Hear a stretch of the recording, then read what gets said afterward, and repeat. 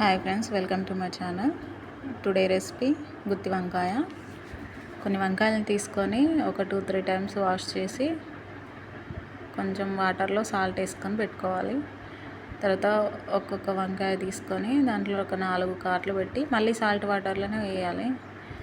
మనం సాల్ట్ వాటర్లోనే మళ్ళీ ఎందుకు వేస్తామంటే ఈ వంకాయలు కలర్ చేంజ్ కాకుండా ఉంటాయి. సో ఇలా కాట్లు పెట్టుకోవాలండి. ఒక బౌల్ తీసుకొని దాంట్లో కొన్ని పల్లీలు, కొబ్బరి, ఒక ఇలాచి చెక్క, ఒక లవంగం, ఒక 2-3 లవంగాలు తీసుకొని వాటిని మంచిగా వేయించుకోవాలి. అదేవిధంగా ఒక 2 ఆనియన్స్ తీసుకోవాలి. సో మధ్యలో స్కిప్ అయింది. మిక్సీ జార్లో ఇవి తీసుకొని ఒక 4 వెల్లుల్లి తీసుకోవాలండి. కొంచెం సాల్ట్, ఒక 1/2 టీ స్పూన్ పసుపు, ఒక టేబుల్ స్పూన్ కారం. ఓకే, కొన్ని వాటర్ తీసుకోవాలండి. ఎందుకంటే మళ్ళీ మనము వంకాయల 4 కాట్లు పెట్టాము కదా, దాంట్లో ఈ మసాలా అనేది దాంట్లో పెట్టాలి, దానికి పట్టివ్వాలి. అందుకని తగినన్ని వాటర్ తీసుకొని ఆ కన్సంట్రేషన్లో ఉంటే సరిపోతుంది. ఒక కడాయి తీసుకొని దాంట్లో ఒక 3 టేబుల్ స్పూన్స్ ఆయిల్ తీసుకోవాలండి. 3 టేబుల్ స్పూన్స్ ఆయిల్ తీసుకోవాలి. కొంచెం ఎక్కువనే పడుతుందండి గుత్తి వంకాయకి. కొంచెం జీలకర్ర, ఆవాలు తీసుకొని వేయాలి. ఒక 2 పచ్చిమిర్చి తీసుకొని ఇప్పుడు మనం మసాలా పట్టించాం కదా వంకాయలకి, సో అది స్కిప్ అయింది. సో మసాలా ఆ మధ్యలో పెట్టేసి 4 కాట్లు పెట్టాం కదా, మసాలా దాంట్లో పెట్టి మిగిలిన మసాలాని పక్కన పెట్టేసేయాలండి. ఈ ఆయిల్లో వేయించి సిమ్లో పెట్టి వేగనివ్వాలి. సో ఇలా ఆయిల్ పైకి తేలే వరకు మధ్య మధ్యలో తీసి కలుపుతూ ఉండాలి అడుగంటకుండా.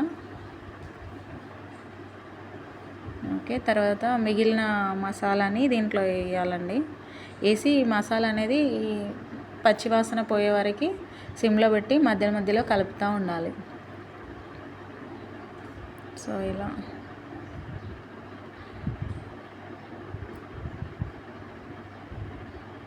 సిమ్లోనే ఉంచాలండి, లేకపోతే అడుగంటుతుంది. ఓకే, మధ్యలో స్కిప్ అయింది, సారీ అండి.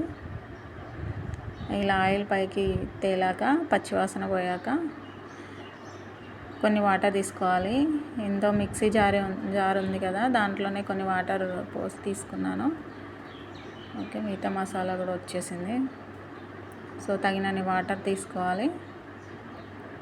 ఇప్పుడు మీడియం టు హై ఫ్లేమ్లో పెట్టి కుక్ చేయాలి. ఓకే, ఈ కన్సిస్టెన్సీలో ఉండాలండి. హై ఫ్లేమ్లో పెట్టి మంచిగా కుక్ అవ్వనివ్వాలి.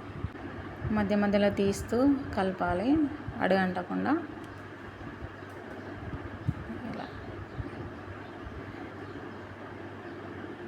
సో ఇలా పైన ఆయిల్ వస్తే మంచిగా కుక్ అయినట్టు అండి. కొంచెం కొత్తిమీరతో గార్నిష్ చేసుకోవాలి. ఇలా సింపుల్గా గుత్తి వంకాయ చేసుకుంటే బాగుంటుంది. మీకు కుదిరితే పల్లీలతోని నువ్వులు కూడా వేసుకోవచ్చు. సో మేము నువ్వులని స్కిప్ చేసాము, కానీ టేస్ట్ అయితే చాలా బాగుందండి. సింపుల్గా ఇలా గుత్తి వంకాయ చేసుకోవాలంటే ఒకసారి మీ ఇంట్లో